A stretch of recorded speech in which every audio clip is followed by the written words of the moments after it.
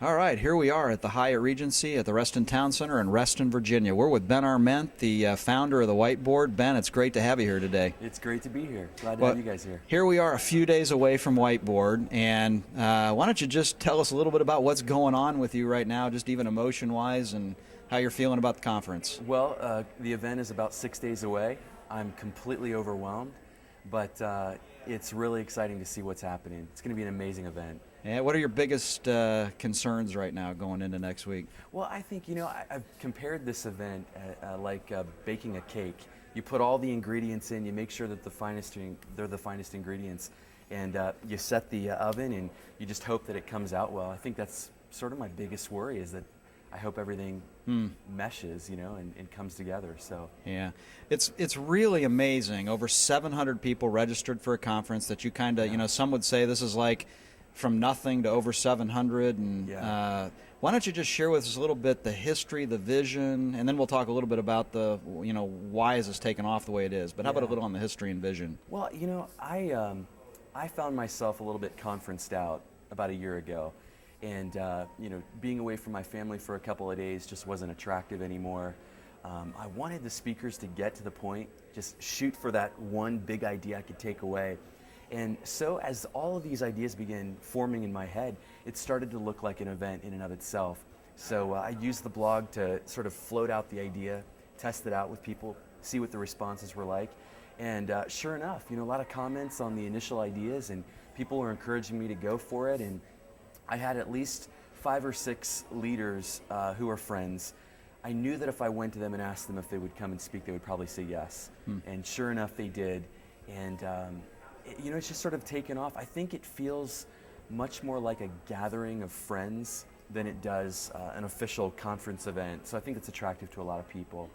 And a lot of the folks who are coming heard about it through more organic or grassroots channels. It wasn't a heavily promoted event.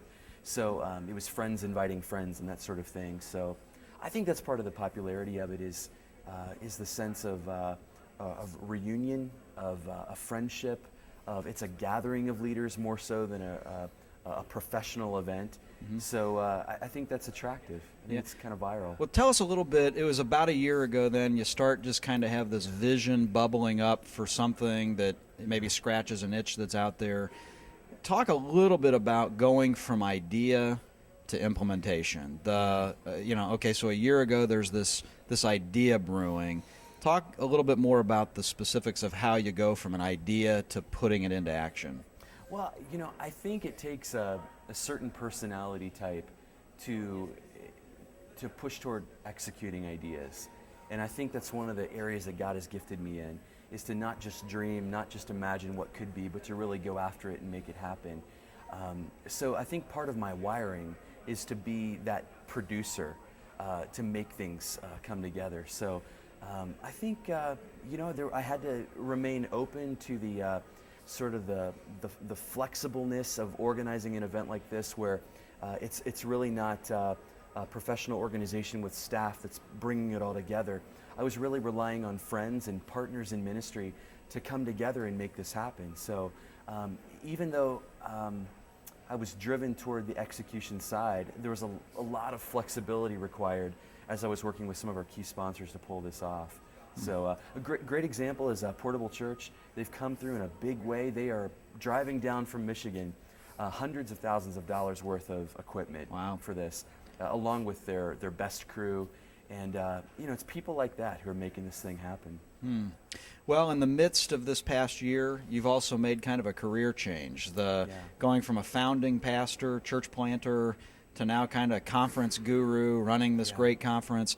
How do the two fit together? To what degree does the Whiteboard experience drive the career change? To what degree does the career change drive the Whiteboard? Just tell us a little bit how that all integrates together on your personal journey. Well, I had no clue that when I started Whiteboard that I would be stepping down from my church. Those two things didn't seem related to me at the time at all. But I was going through some real struggles with my church. I felt like my personal wiring, how God has gifted me, was more suited toward catalyzing things or starting things from scratch, a little bit more entrepreneurial. And so being a church planner, I think getting a church off the ground was something I loved to do. It was a great challenge I wanted to pursue. But when it got into the stage of me being the week in, week out pastor, I think my gifts really started to end there. And so I felt some of that tension for a while. Whiteboard for me was more recreational. It was sort of the outflow of my blog and friendships with ministry people all over the country. So they seemed unrelated at the time. I think 2020 vision, looking backward, I can see that God used Whiteboard to help me transition into what he really wanted me to do. So. All right, let's fast forward. It's 3 months, 6 months after the conference. Yeah. What does wildly successful look like coming out of this conference? What's your dream for the outcome of this conference? Well, I think it's really, I think the unique thing about this event is that we're not bringing speakers on the stage who all say the same thing or even believe all the same things. Now, the thing that's central to all of them is their love for the gospel, their belief in the scriptures, and upholding Christ above all else. But I think that there's enough difference in how they go about church to create a little bit of tension. And I think that's really healthy for our church leaders to experience, to really either shape their convictions, to undergird them, or to radically overhaul some of the things that are keeping them back from being all that God wants them to be. So I think a dramatic shift in how people are doing church, how they go about it, would be a characteristic of success. But I think there's also sort of a movement that could erupt from this, where we're willing to listen to people on the other side of the aisle, people on the other side of the table, about ministry, open ourselves up to more than what we hold, strongly to, that may not necessarily be wholly biblical. It could be more cultural or some of our own personal biases. Okay. Well, a lot of conferences kind of plan the conference and your agenda for the conference, and then you find speakers to fit into your agenda. Right, yeah. Tell us a little bit about this idea of getting 8 speakers, their big innovative idea.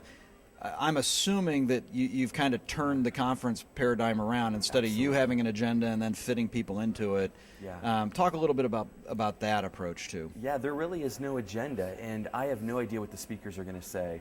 And you really don't know what they're going to say. So they're coming in here and you don't know what they're going to say. I know what one of them is going to say. He sent me his manuscript, but the other must be Vince Antonucci, the guy that does his sermons 3 years in advance. And he sent me multiple versions, so it's really evolved. It's really great, though.